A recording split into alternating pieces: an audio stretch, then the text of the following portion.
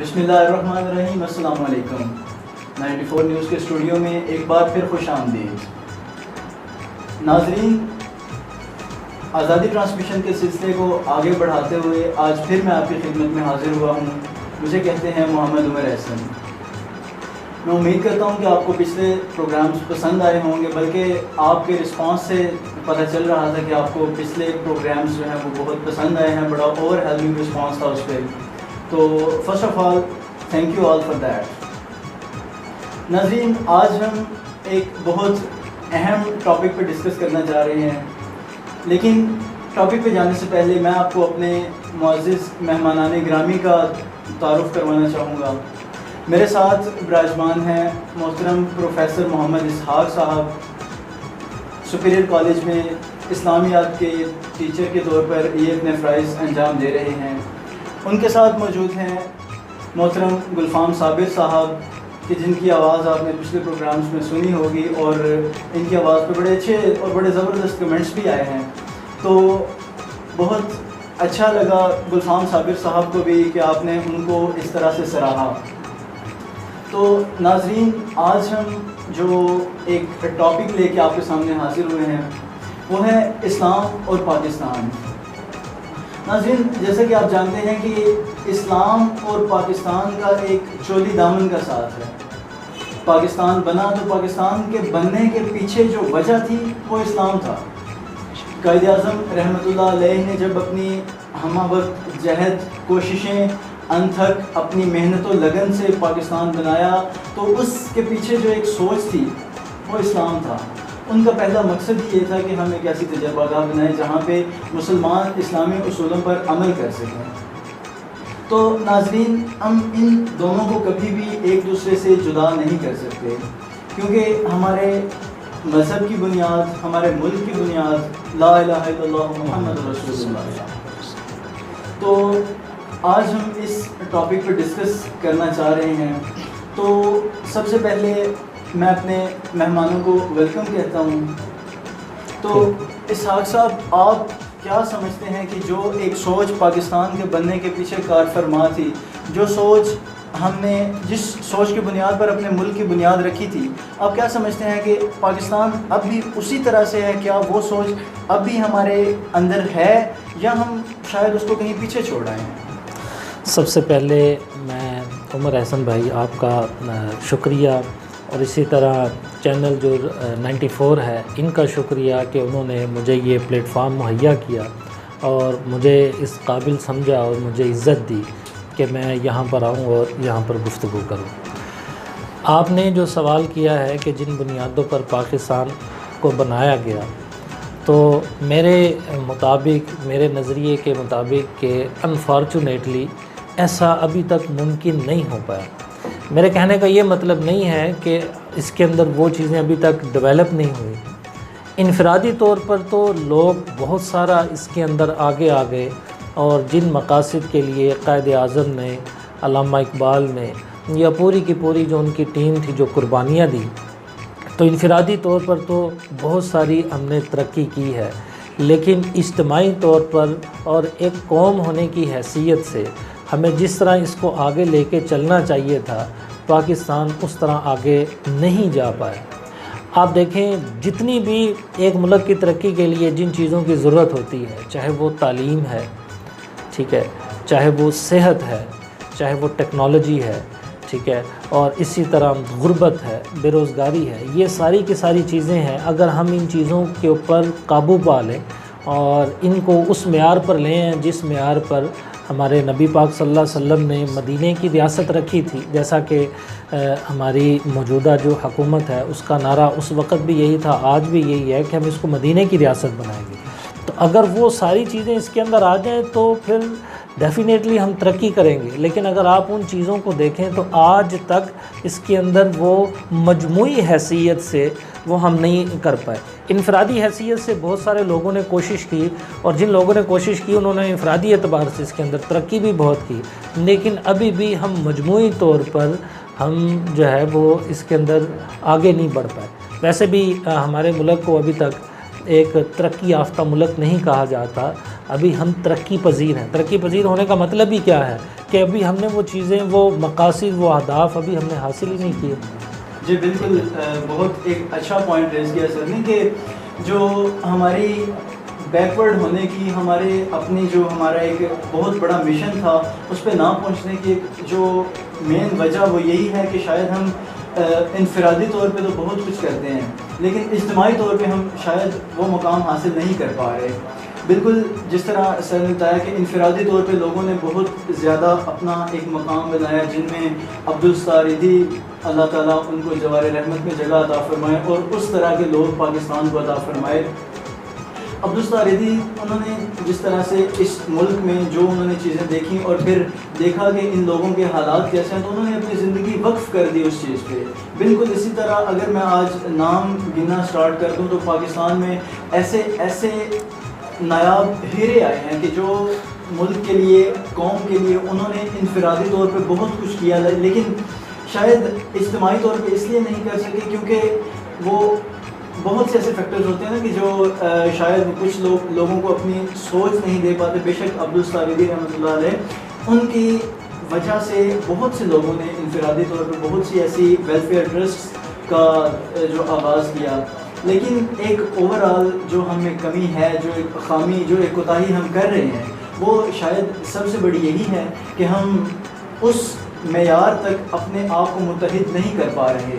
دیکھا آپ نے کہ 1857 میں جب ہم بٹے یا جب ہم جہاں سے ہماری تنزلی کا سفر شروع ہوا تب ہم ایک دوسرے سے بالکل متنفر ہو چکے تھے، ہم ایز اے نیشن ختم ہو چکے تھے، ہمارا وجود بھی ختم ہو چکا تھا، ہم اس طرح کی برائیوں میں پڑ چکے تھے. لیکن پھر وقت نے پلٹا کھایا. 1947 میں جب ہم ایک آزاد اسلامی ریاست حاصل کر چکے تھے تو اس کے پیچھے آپ دیکھیں تو تب قوم متحد تھی، تب اس قوم میں جو اتحاد اور یہ جذبہ تھا وہ پیک پہ تھا.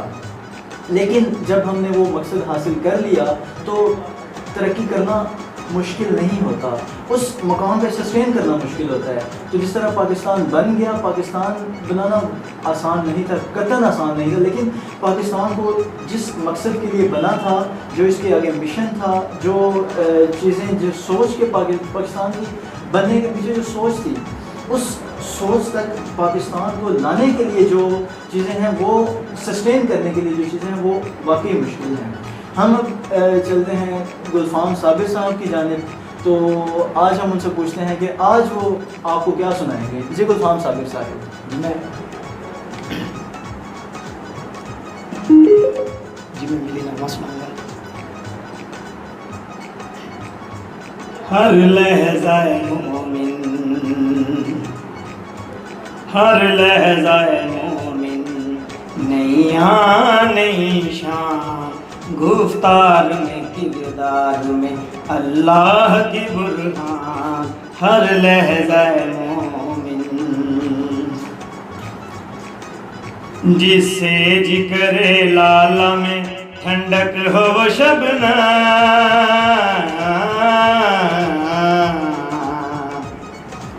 جس سے ذکر لالا میں ٹھنڈک ہو وہ شبنم، دریاؤں کے دل جس سے بہل جائے وہ طوفان. ہر لحظہ مومن، نئی شان، گفتار میں کردار میں اللہ کی برہان. ہر لحظہ مومن، یہ راز کسی کو نہیں معلوم کہ مومن،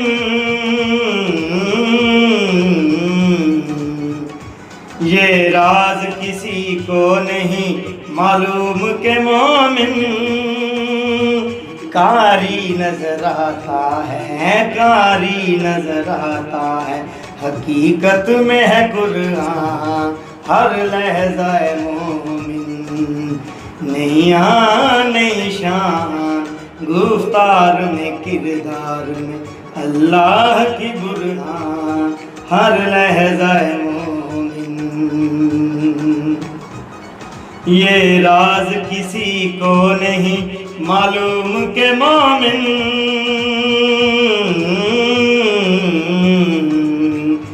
یہ راز کسی کو نہیں मालूम के मोमिन कारी नजर आता है, कारी नजर आता है।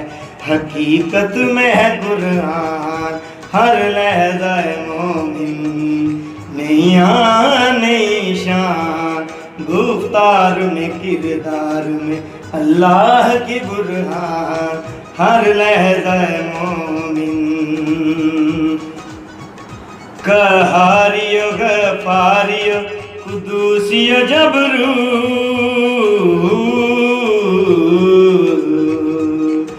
कहारियो गफारियो कुदूसियो जबरू,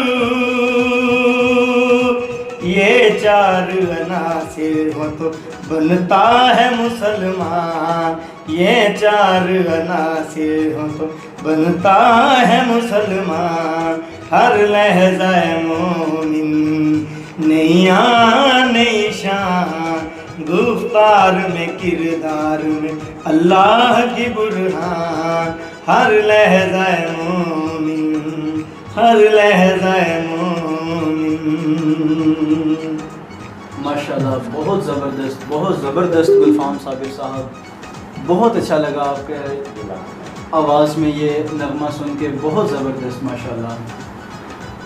वो ज़माने में मुअज़्ज़िज़ थे मुसलमान होकर, वो ज़माने में मुअज़्ज़िज़ थे मुसलमान होकर, और तुम ख़ार हुए तारिक कुरान होकर।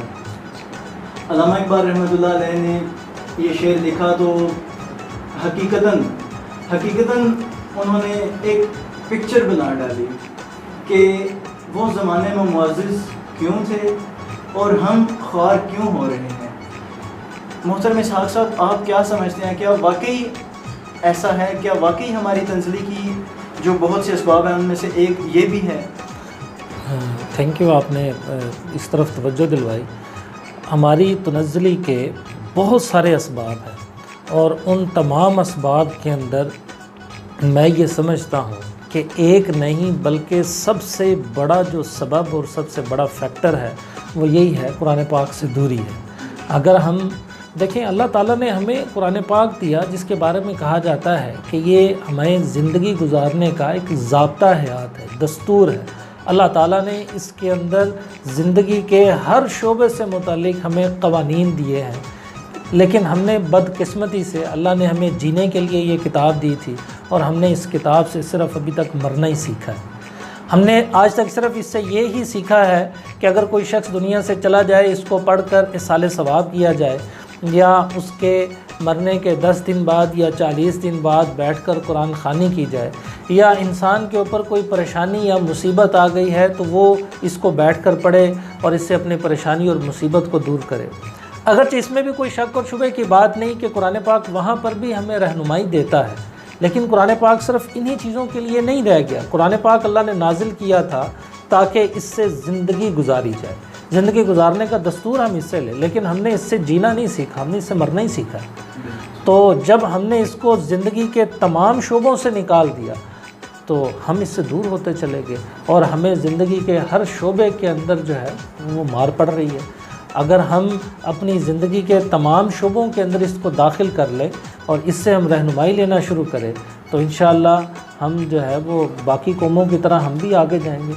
आप देखें, पूरी दुनिया के अंदर जिन कौमों ने तरक्की किया, वो अगरचे हमारे किताब को नहीं मानते, हमारे मज़हब को नहीं मानते, वो अलल ऐलान इससे इनकार करते हैं, लेकिन वो कुरान पाक के उसूलों को किसी न किसी शक्ल के अंदर ज़रूर तस्लीम करते।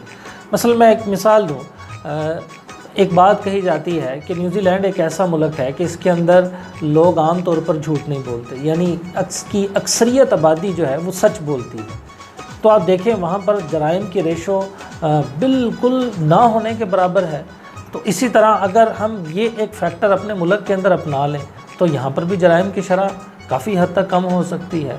आप 1400 साल पीछे चले जाएं, आप सल्लल्लाहु अलैहि वसल्लम के ज़माने में, हालांकि वो मुशरिकीन का ज़माना था, ठीक है, और वो लोग बहुत सारी चीज़ों को छुपाने के आदी थे, लेकिन उसके बावजूद आप सल्लल्लाहु अलैहि वसल्लम के साथ दुश्मनी भी थी, लेकिन सच उनकी ज़ुबानों पर था। वो कहते थे सादिक भी है और अमीन भी है। तो अगर इस तरह का माहौल हमारे अंदर होगा तो वो बहुत सारी चीज़ें, वो अगरचे बुरे लोग थे लेकिन बहुत सारी उनके अंदर अच्छी आदत भी थी। مثلا میں ایک عادت کا وہ آپ کے سامنے اظہار کرتا ہوں. جب آپ صلی اللہ علیہ وسلم نے جس رات ہجرت کرنی تھی، آپ کو جب چاروں طرف سے گھیر لیا گیا، حالانکہ چھوٹے چھوٹے گھر تھے، مٹی کے گھر تھے، وہ آپ کی جان کے دشمن بھی تھے، لیکن اس کے باوجود بھی انہوں نے چار دیواری کا جو تقدس تھا اس کا خیال رکھا. ان کے اندر ایک بات مشہور تھی کہ جس گھر کے اندر عورتیں ہیں اس گھر کے اندر جو ہے وہ داخل نہ ہوا جائے. حالانکہ جان کے دشمن تھے اور قتل کرنے کے ارادے سے ہے، ساری رات گھر کے باہر بیٹھے رہے لیکن وہ آپ کے گھر کے اندر نہیں گئے. تو یہ ساری چیزیں معاشرے کے اندر تھیں. تو اگر ایسا بھی ہو جائے تو بہت ساری چیزیں جو ہیں وہ ختم ہونا شروع ہو جائیں گی. جی بالکل، جیسے سر نے بڑی بہت امپورٹنٹ ایک بات بتائی کہ ہم نے قرآن کو جینے کی بجائے صرف مرنے کے لیے ہم استعمال کرتے ہیں. کہ کہتے ہیں کہ جب بھی کوئی آپ کو کسی بھی طرح کا کوئی مرض لاحق ہوتا ہے تو آپ اس کی میڈیسن لا کے آپ کمرے میں اونچی جگہ پہ رکھ دیں یا اس کو گلے میں باندھ دیں تو آپ ٹھیک نہیں ہو سکتے.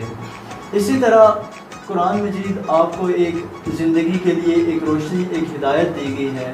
تو اگر اس کو بھی آپ اس کے تعویذ بنا کے آپ گلے میں لٹکا لیں یا اس کو گھر میں کسی اوپر اونچی جگہ پہ رکھ دیں تو اس کا مقصد تو ختم ہو گیا. جو حقیقتاً جو ایک مقصد ہے اس کا کہ اس کو پڑھ کے اس کو سمجھ کے پھر ایک اور بہت جو ہمارے اندر پرابلم ہے کہ ہم قرآن مجید کو طوطے کی طرح پڑھتے ہیں، بڑی سپیڈ سے پڑھتے رہتے ہیں مہینے میں جی 3 قرآن مجید پڑھ لیے، 4 قرآن مجید پڑھ لیے. لیکن ایٹ دا سیم ٹائم ہم اب خود سوچیں کہ کیا ہم کوئی ایسی بک وہ ہم پڑھ سکتے ہیں کہ جس کی ہمیں سمجھ نہیں آتی. آپ 1 پیج پڑھیں گے، 2 پیج پڑھیں گے، چھوڑ دیں گے. حقیقتاً قرآن کا مقصد ہی یہ ہے کہ آپ اس کو سمجھیں، اس کو پڑھیں اور اس کے جو احکامات ہیں ان پہ عمل کریں.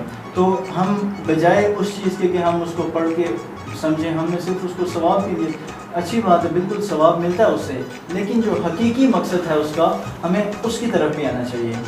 تو ہم اب جاتے ہیں اسحاق صاحب کی طرف کہ آپ کیا سمجھتے ہیں کہ ہم اپنے اندر کس طرح کی چینجنگ انفرادی طور پہ بھی اور اجتماعی طور پہ بھی ہم اپنے اندر کس طرح کے عوامل، کون سے ایسے عوامل ہیں، کون سی ایسی عادات ہیں کہ جو ہم اپنے خود اپنا کر اپنے ملک کو کامیابی کی ڈگر پر چلا سکتے ہیں؟ دیکھیے، میں آپ کے جو آپ نے سوال کیا اس کے جواب کی طرف آنے سے پہلے ایک بات کرنا چاہوں گا. ایک دوسری تیسری کی جو بکس تھی اس کے اندر ایک واقعہ لکھا ہوا تھا، مثال ہے سمجھانے کے لیے، کہ ایک شکاری جنگل کے اندر تھا تو اس نے ایک جال بچھایا کبوتر پکڑنے کے لیے، وہاں پہ اس نے دانہ پھینک دیا. تو کبوتر اڑتے ہوئے جا رہے تھے تو ایک جو ہے وہ کبوتروں کی نظر پڑی اور انہوں نے کہا ہم دانہ نیچے سے اٹھاتے ہیں. تو ان کے اندر جو ایک بڑا جو کبوتر تھا اس نے کہا یہ دانہ نہیں ہے، یہ در حقیقت جال ہے، ہمیں پھنسانے کے لیے بچھایا گیا. لیکن خیر نوجوان لوگوں نے اس کی بات نہیں، کبوتروں نے مانی، تو وہ نیچے اتر آئے اور اس کو دانہ چگنے کے اندر مصروف ہو گئے. اتنے میں شکاری نے جو ہے اس کو کیچ کر لیا، پکڑ لیا.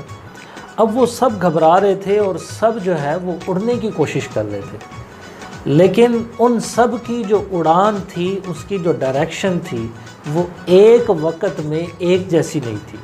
کوئی اگر دائیں نکلنے کی کوشش کر رہا ہے، کوئی بائیں نکلنے کی کوشش کر رہا ہے، ایفرٹ سب کر رہے تھے، لیکن ان کی ڈائریکشن اور ان کی جو ایفرٹس ہے وہ ایک جیسی نہیں تھی، مختلف سمت میں تھی. تو ایک بڑے کبوتر نے ان کو مشورہ دیا، وہی جس نے کہا تھا کہ نیچے نہ جاؤ. انہوں نے کہا کہ اگر ہم چاہتے ہیں کہ ہم اس شکاری سے دور نکلیں تو ہم سب کو ایک ہی ڈائریکشن میں اڑنا ہے اور ایک ہی وقت میں اڑنا ہے. تو سب نے اس کی بات کو مانا اور بات کو مان کر سب نے ایک ہی ڈائریکشن میں اور ایک ہی وقت میں سب نے جب وہ ایفرٹس کی تو وہ پورے کے پورے جال کو لے اڑے. تو میرے یہاں پر بات کرنے کا مقصد بھی ہے کہ سارے ہم ایفرٹس کرتے ہیں، لیکن وہ سارے ہم اپنی اپنی حد تک کرتے ہیں. اگر ہم سارے کے سارے ایک ہی ڈائریکشن کے اندر نکلیں تو ہم جو ہے وہ اپنے مقاصد کو حاصل کر لیں گے. تو ڈیفینیٹلی یہاں پر ہمیں عوام کو ایک ڈائریکشن میں ہونا چاہیے، بالکل اسی طرح یہ ڈائریکشن اوپر سے لے کے نیچے تک یہ ایک جیسی ہونی چاہیے. دیکھیں اس کی ایک سمپل سی اگزامپل دیتا ہوں.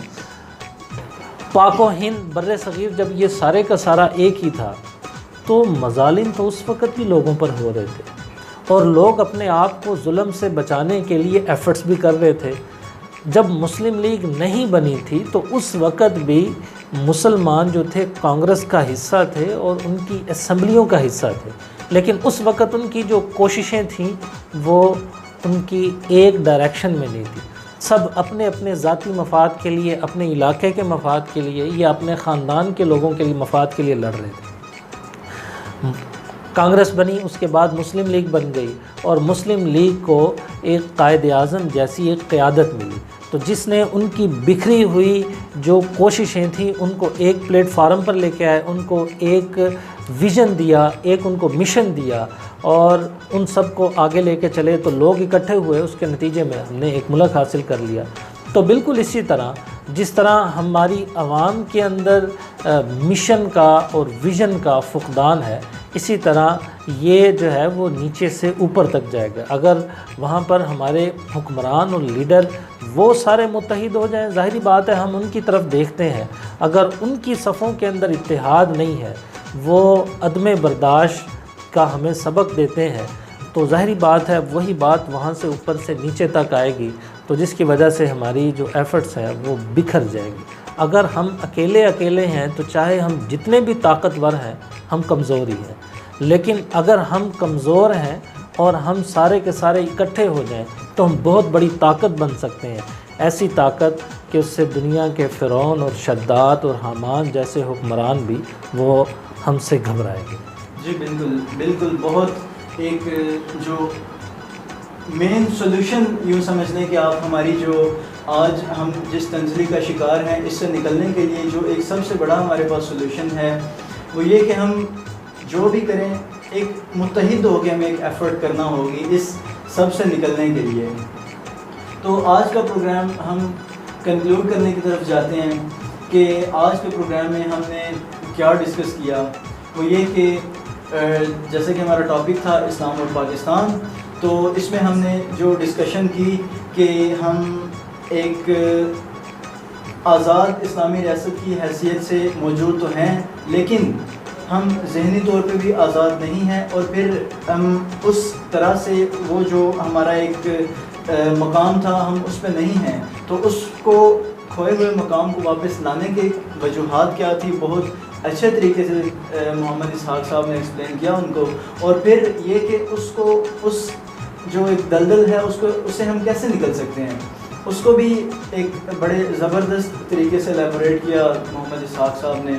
تو میں بہت شکریہ ادا کرتا ہوں آپ کا کہ آپ نے ہمیں اپنے قیمتی وقت سے چند ساعتیں دیں، آپ کا بہت شکریہ ہمارے ساتھ کہ آپ یہاں پہ تشریف لائے۔ گلفام صابر صاحب آپ کا بہت شکریہ۔ ناظرین، آج کا پروگرام ہم یہیں پہ کنکلوڈ کرتے ہیں۔ 94 نیوز کے اسٹوڈیو سے آزادی ٹرانسمیشن میں اپنے میزبان محمد عمر احسن کو دیجیے اجازت۔ اللہ حافظ۔ پاکستان زندہ باد۔